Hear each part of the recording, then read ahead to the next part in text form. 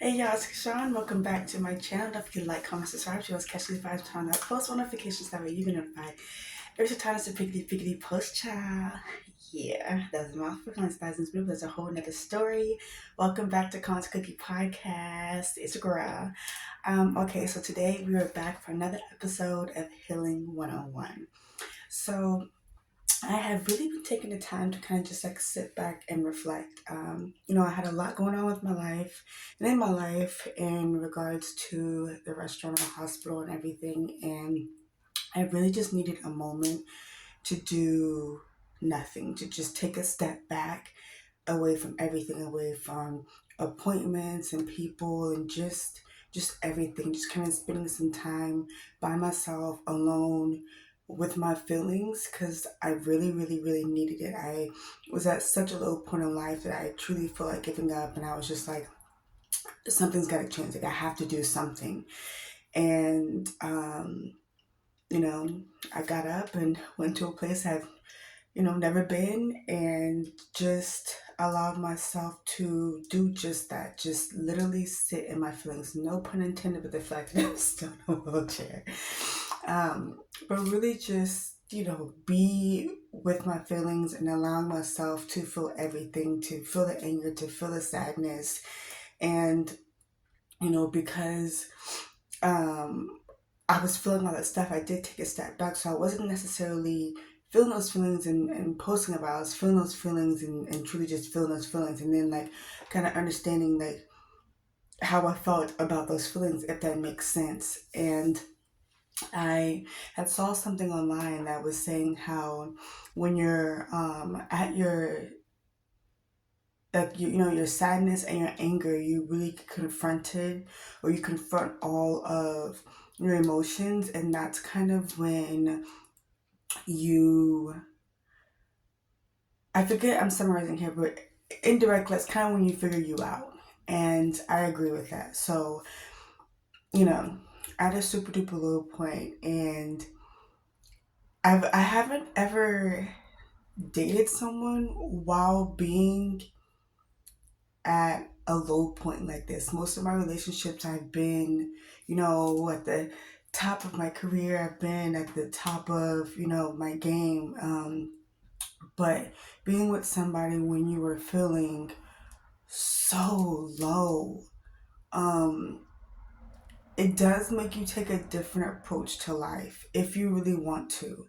And for me, my partner doesn't judge. He doesn't judge me and my depression, doesn't judge the sadness, and doesn't judge the what I consider to be super embarrassing images um, from the situation that caused me to be in a wheelchair, and doesn't judge me being in a wheelchair. Um, and for me, that was major because I never had someone accept me. I've never had someone um, value me for me and value me as a person. And that made me like, okay, well, I really need to acknowledge and address certain parts of my life, and I need to heal certain parts of my trauma so that way this can be successful and work. Because there were parts of me that were super unhealed where I would lash out um, unwarranted. And then I would have moments where I would sit and think about all of the amazing things that he has done, how he just has been there and just accepted me for me. And it's just like, okay, well, he didn't deserve that. And you need to work on yourself. And I feel like when you take a step back from everything, you really get a chance to heal and just figure out what it is that you want in life and what really matters to you. And it's a turning point going forward. So for me, I was always, I guess, like emotionally driven, and people close to me knew that. So this is me like taking a stance against my own emotions and not letting them control me in the way that they used to. And, you know, like when I drop my album, Taking My Power Back, it's really about taking my power back of everything, taking my power back over not letting my circumstances define me, taking my power back and not letting um, my emotions control me, taking my power back in the sense of not feeling defined by the lack thereof of the people in my life, um, and realizing that as long as I have the Lord's going to bless me with people who genuinely care about me and genuinely love me in my life. I'm going to be okay. And, you know, I went into the new year with a new mindset of just like, okay, I want to be more relaxed and more calm because I feel like the last couple of years I've just been all over the place emotionally. And granted, it makes sense as to why, because I had so much trauma I was dealing with and so much trauma that I was faced with. But then I got to the point where when I wanted to just end it all, I was just like, okay, well, you're feeling that way because you're allowing these circumstances to control you and define you, and you feel like you are unworthy of love, and you feel like you are unworthy of so much because of this. And I feel like that's kind of the thing where, you know, a part of me wanted to share my story, and I shared, you know, the what I consider the super duper important parts, but there were certain parts of my story that I did not want to share. Like, okay, and there was poop in my blood and I didn't understand why, and you know, talking about it and posting about it, that's very embarrassing. And you know, my body being so swollen in certain parts, all these really embarrassing images. It's like I know what happened to me. I was scared to talk about because I was like, if I talk about it, then that's gonna make it to where, you know, and when it comes across my page, it's not gonna deal with me and not gonna want to date me, and not, and it just made me just feel unlovable. You know, that, and you know, all the trauma and drama in regards to my family and just, you know, like my career, just everything. And um you know, the Lord sometimes blesses you in a way where when you are at your lowest, one, that's when you find out who's really there for you, and two, your biggest blessings come during that time because you are more open to listening and being heard and hearing what the Lord is trying to tell you, because you're not so riled up with like all the, you know, nonsense kind of like with life. Like you're not super busy like with everything you have going on in life where you can't focus on what matters the most. And I feel like taking the step back, like at first I was really scared. I was also nervous. And then I was like, damn, did I make the right decision? Because it wasn't necessarily like on paper it was like, girl, you are wild now. You're doing the most. You know, I I just honestly took a leap of faith and said, let's just go for it. And it was one of the best decisions I've ever made because it allowed me to fall in love with life again. It allowed me to appreciate what matters in life the most. It allowed me to truly see myself in a different light and remember the amazing attributes of myself that I really valued, while also embracing the new parts of myself, like embracing the fact that I am healing and I'm feeling better about myself, and you know, just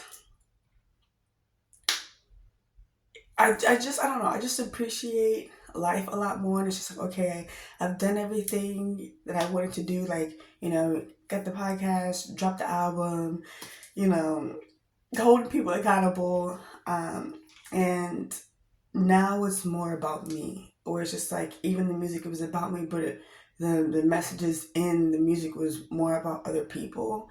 But I feel like now I'm in a space of like, okay, now it's about me. Now it's about me acknowledging how all this stuff truly made me feel, and acknowledging that I need to heal to proceed forward, and, you know, truly wanting to take on a task of helping other people heal too. It's very hard when you are faced with something completely different in your life that you've never experienced and how to proceed forward. So, my advice is don't judge yourself and allow yourself to feel everything that you're feeling, and don't be afraid to apologize, and also know when to take accountability for yourself, and also take accountability for the fact that some people may never acknowledge or address what it is that they did wrong to you, but you still have to proceed forward in life.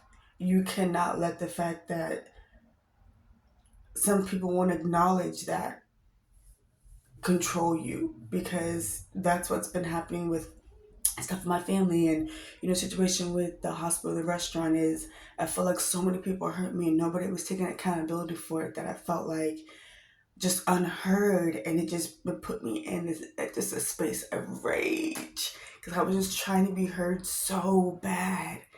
And I feel like now that I am, yeah, not necessarily standing, but being in my truth, um, has allowed me to, one, make some jokes about the situation and make light of it. Two, to acknowledge that, hey, I can still get the justice that I deserve. Um, but I do need to go about it in a more calm manner, because how can I help people in the way that I want to if I'm just so upset and angry?